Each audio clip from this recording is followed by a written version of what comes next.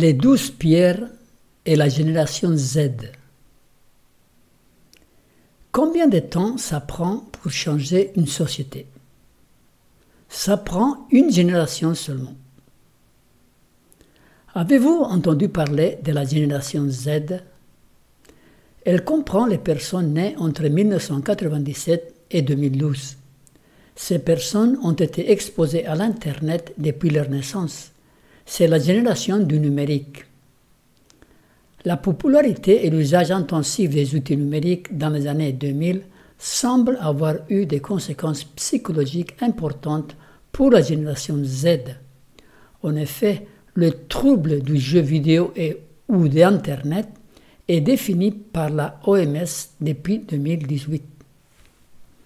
L'utilisation intensive des jeux vidéo est définie comme une addiction par le gouvernement chinois, qui a d'ailleurs mis en place un système de soins pour ces problèmes.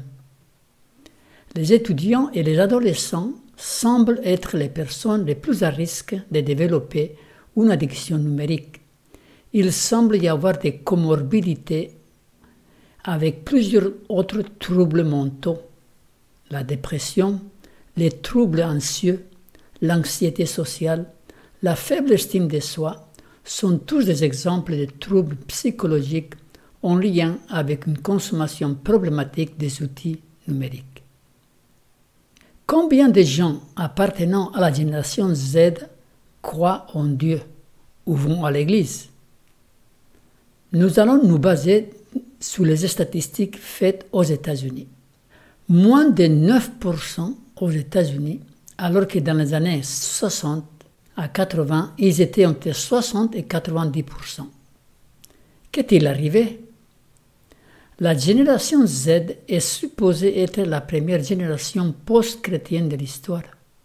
Cela veut dire la première génération qui ne croit plus en Dieu. Il suffit d'une seule génération pour perdre l'héritage spirituel.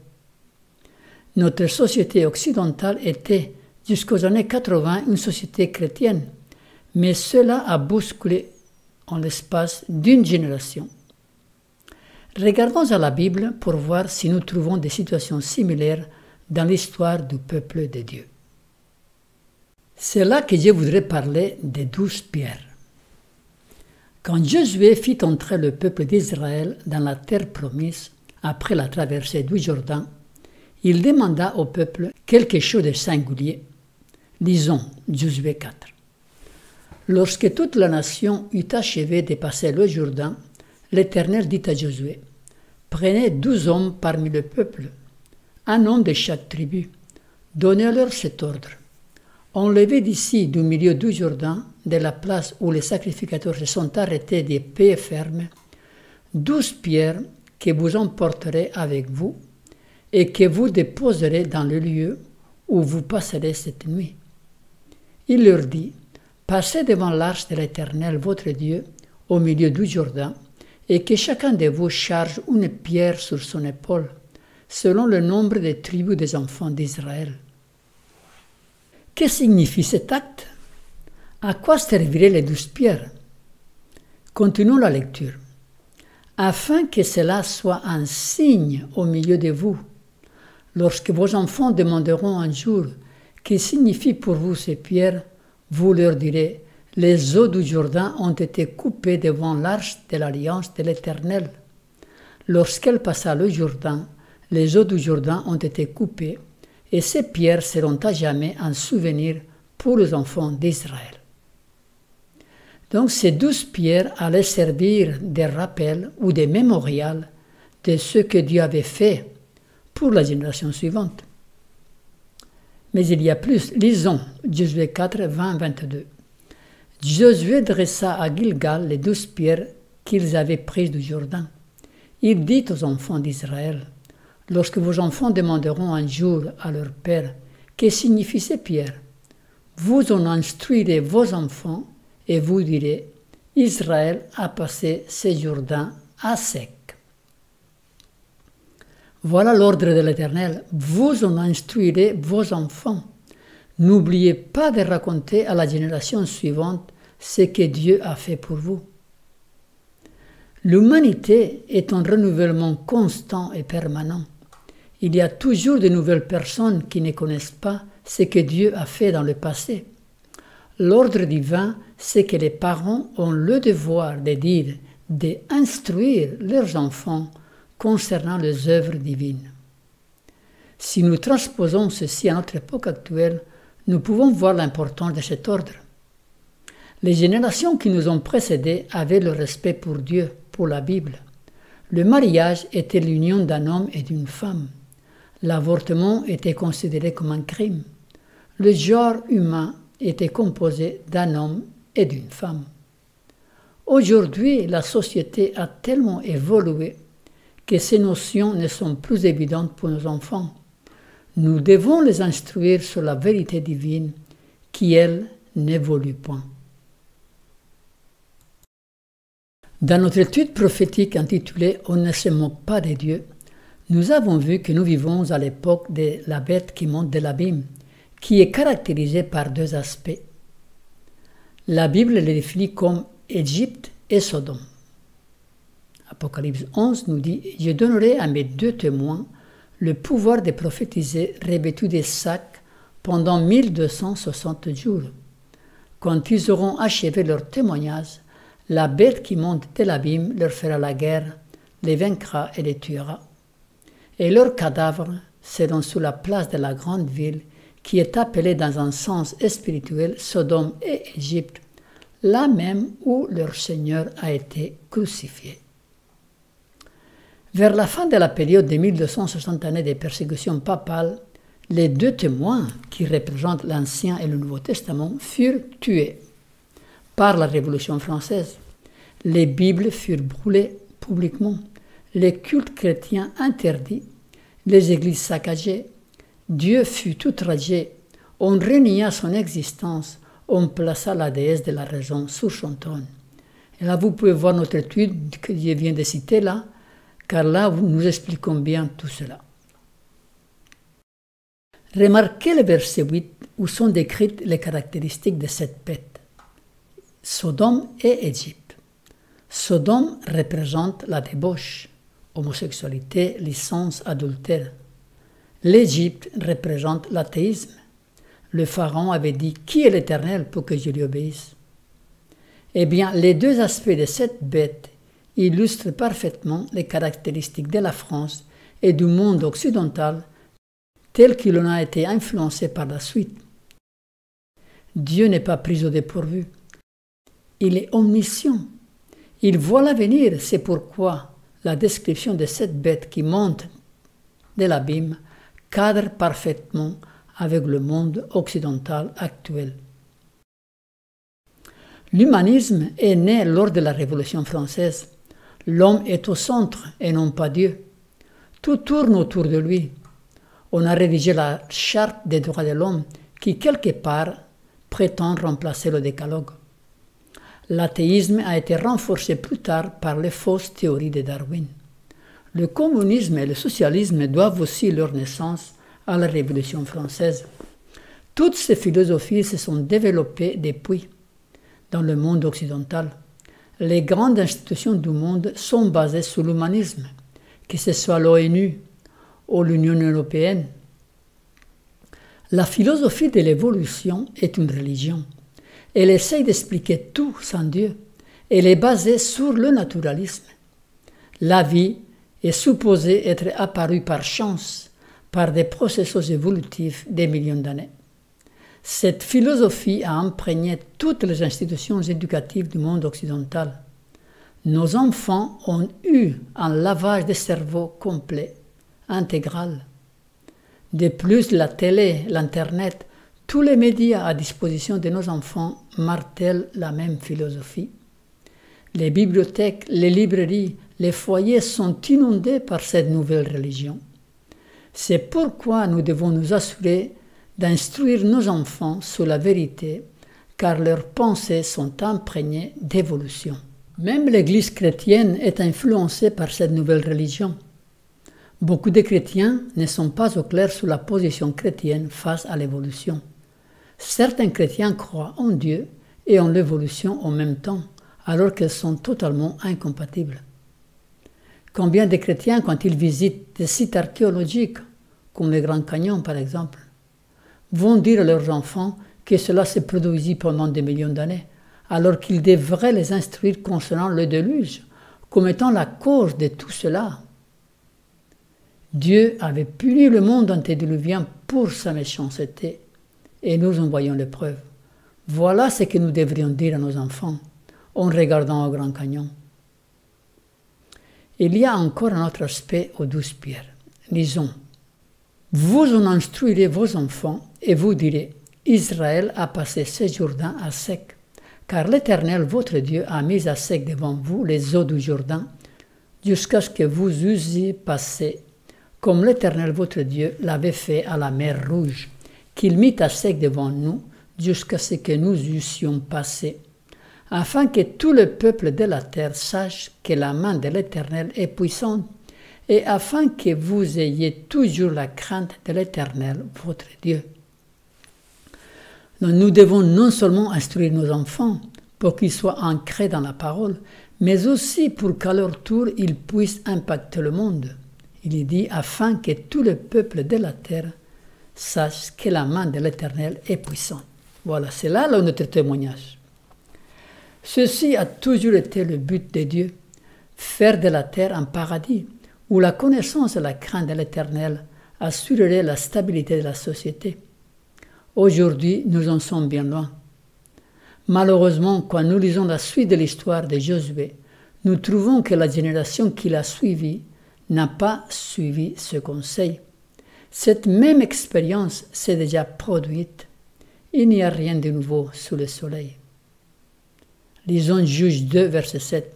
Le peuple servit l'Éternel pendant toute la vie de Josué et pendant toute la vie des anciens qui survécurent à Josué et qui avaient vu toutes les grandes choses que l'Éternel avait faites en faveur d'Israël. Et après, la suite, c'est la catastrophe, les versets 8 à 13. Josué, fils de Nun, serviteur de l'Éternel, mourut âgé de 110 ans.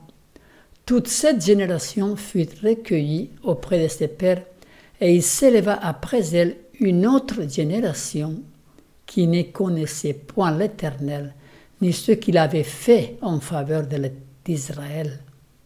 Les enfants d'Israël firent alors ce qui déplaît à l'Éternel, et ils servirent les Baals. Ils abandonnèrent l'Éternel, le Dieu de leur père, qui les avait fait sortir du pays d'Égypte, et ils allèrent après d'autres dieux, d'entre les dieux des peuples qui les entouraient. Ils se prosternèrent devant eux, et ils irritèrent l'Éternel. Ils abandonnèrent l'Éternel, et ils servirent Baal et les Astartés. Voilà une seule génération.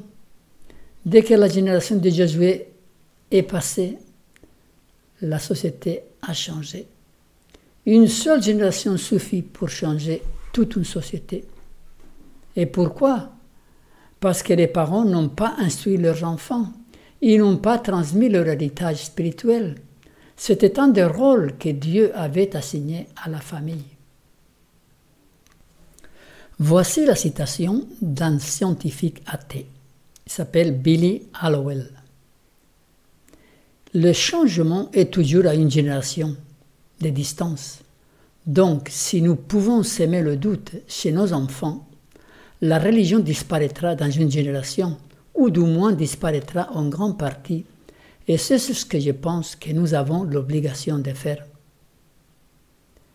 Si les chrétiens pouvaient comprendre que le changement se trouve à seulement une génération de distance, il suffit d'une seule génération pour perdre l'héritage spirituel. Et remarquez ce qu'il dit, ce scientifique, il faut s'aimer des graines de doute dans l'esprit des enfants.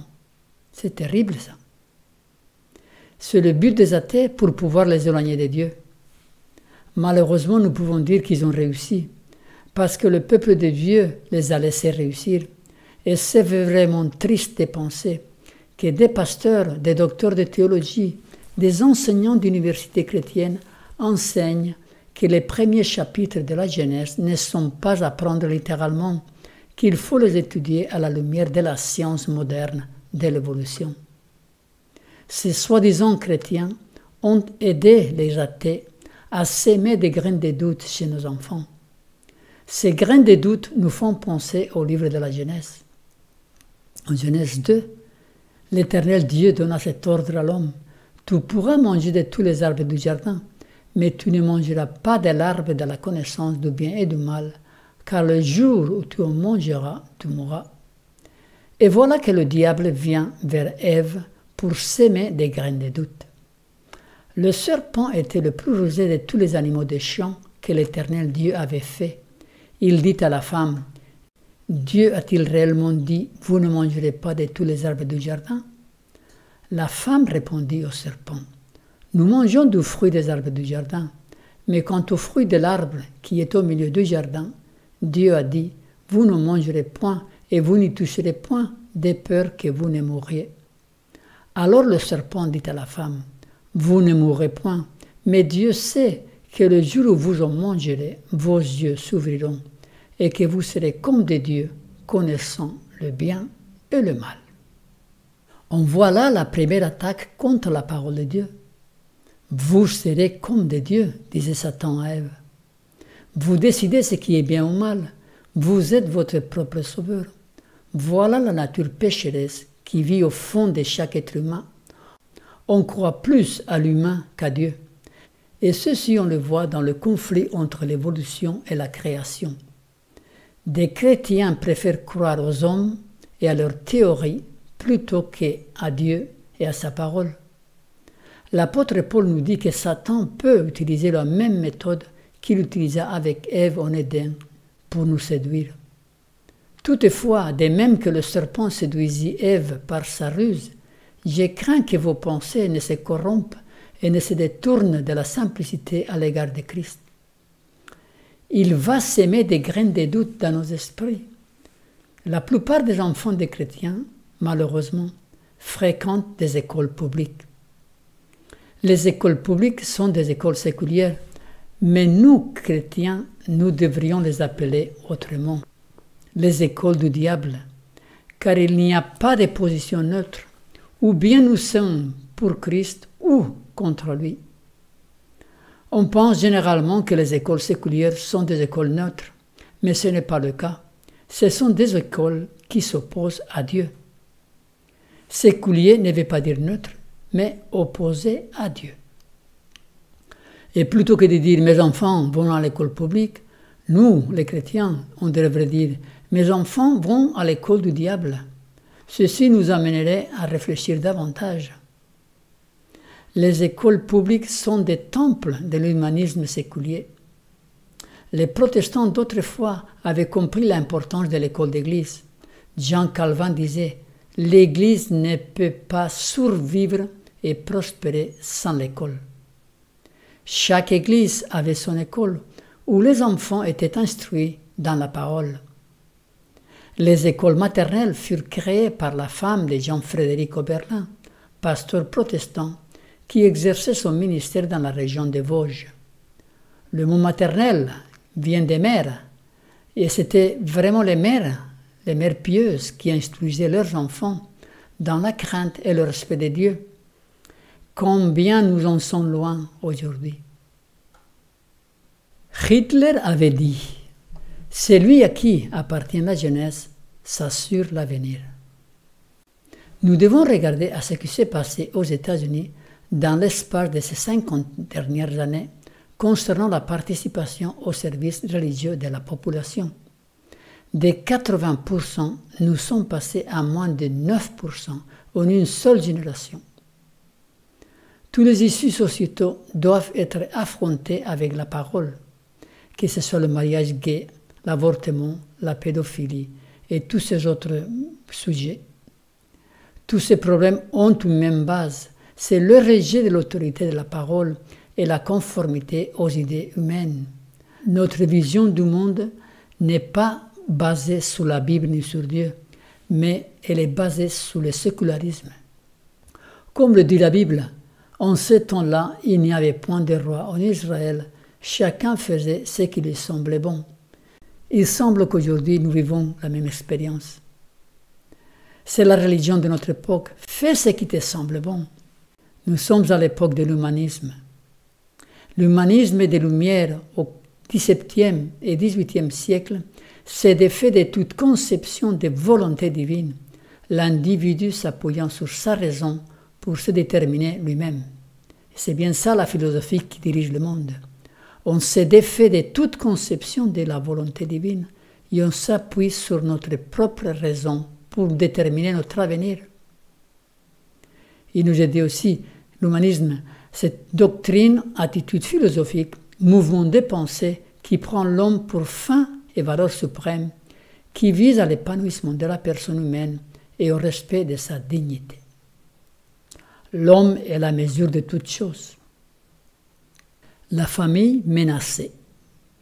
Tous ces issues controversées de notre époque représentent une attaque contre la famille en tant qu'institution divine. Si on parle des mariages homosexuels, on attaque la famille. Si on parle des transgenres, on attaque la famille. Si on parle d'avortement, on attaque la famille. Si on dit que quand les enfants vont à l'école, ils appartiennent aux profs et à l'État, on attaque la famille. C'est l'institution divine qui remonte aux origines, à la jeunesse. C'est la famille qui devait transmettre la connaissance divine à la génération suivante et qui devait impacter le monde et la société.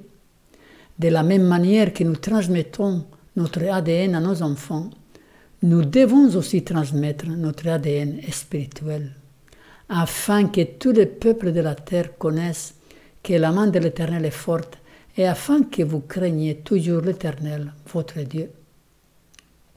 La famille est l'institution que Dieu utilise pour transmettre l'héritage spirituel aux générations successives. Quand nous lisons l'histoire biblique, nous nous demandons comment cela a pu arriver que dans l'espace d'une seule génération, la plupart ont pu abandonner l'Éternel. C'est le passage que nous avons lu tout à l'heure, Juge 2, 8 à 13. Mais la même chose est en train de se reproduire devant nos yeux. Amos nous dit « Je méprise vos fêtes, je ne puis sentir vos assemblées. Quand vous me présentez des holocaustes et des offrandes, je n'y prends aucun plaisir. Et les veaux engraissés que vous sacrifiez en action de grâce, je ne les regarde pas. Éloigne de moi le bruit de tes cantiques, je n'écoute pas le son de tes luttes. » Ou le prophète Osée qui nous dit « Mon peuple est détruit parce qu'il lui manque la connaissance. Puisque tu as rejeté la connaissance, je te rejetterai et tu seras dépouillé de mon sacerdoce. Puisque tu as oublié la loi de ton Dieu, j'oublierai aussi tes enfants. » C'est grave ça. C'est pas que Dieu va les oublier, mais c'est inévitable. Si les parents oublient la loi, forcément les enfants vont l'oublier aussi. Et donc, ils ne s'en souviendront pas de Dieu. C'est la triste histoire du monde chrétien dans sa majorité. La Bible n'est pas à la base de notre vue du monde.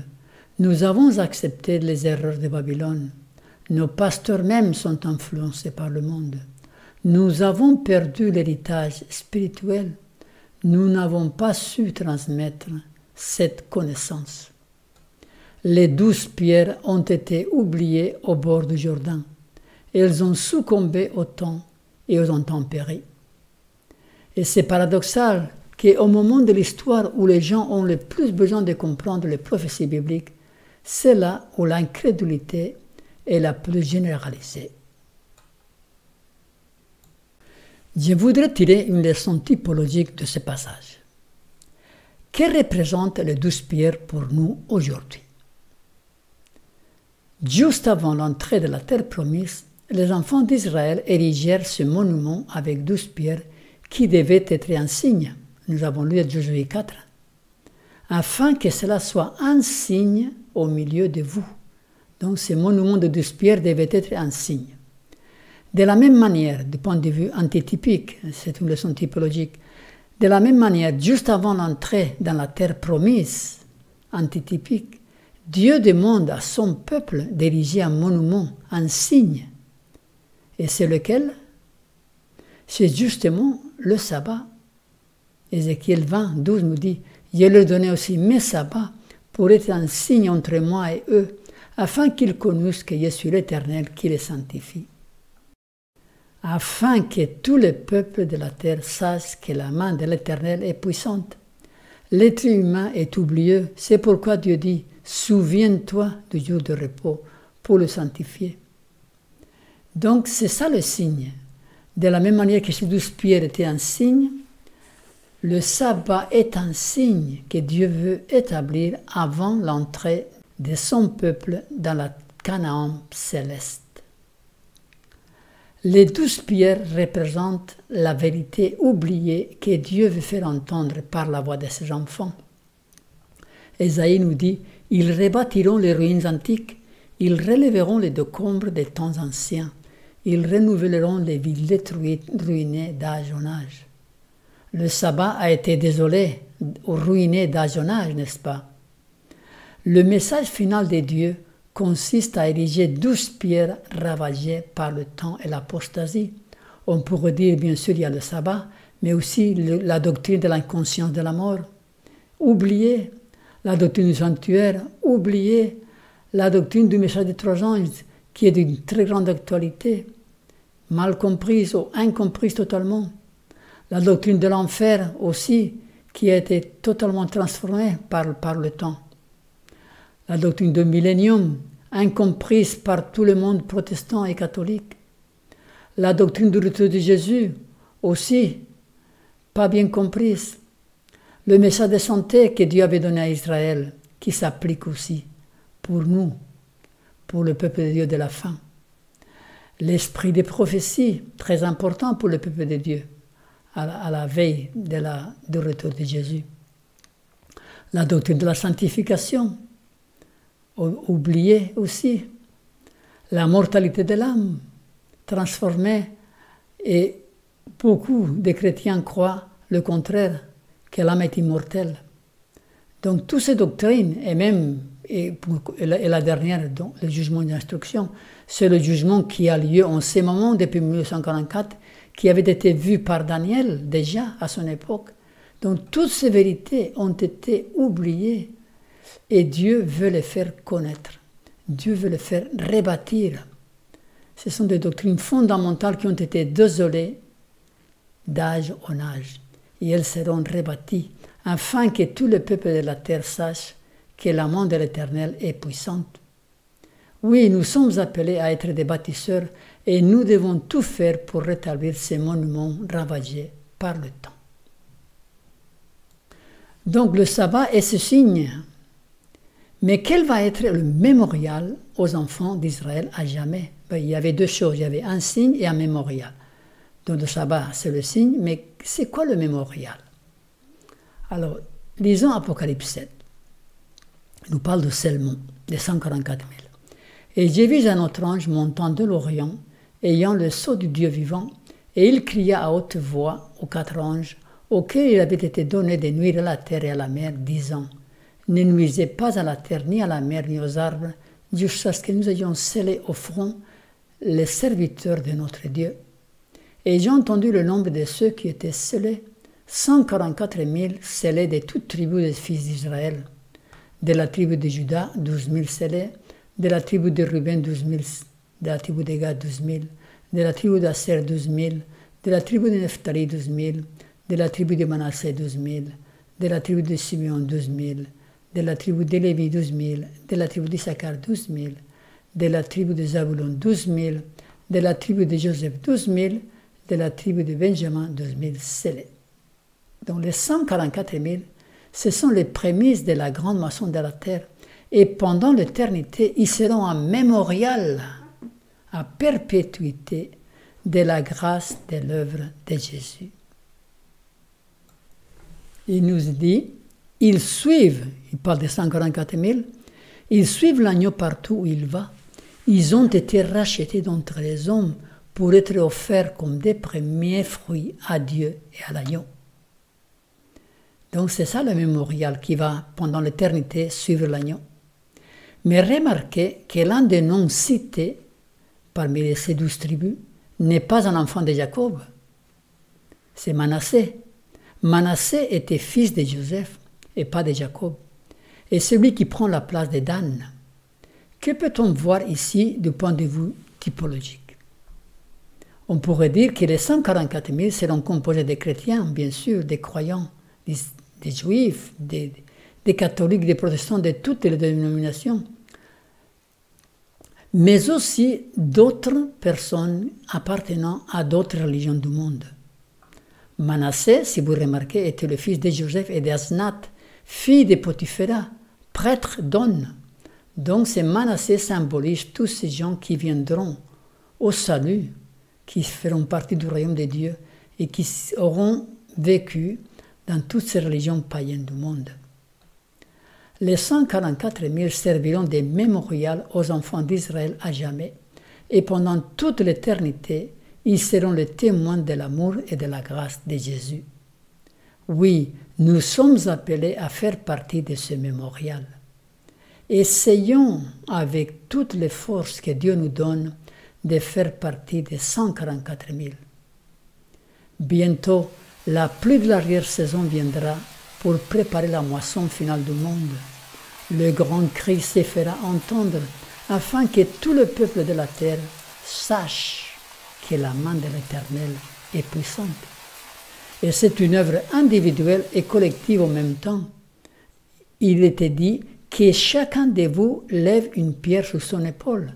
Et donc, quand c'est un homme par tribu, ceci représente tout le monde, toute la nation, chaque individu. Donc c'est une œuvre individuelle. Chacun doit prendre ce fardeau, cette pierre.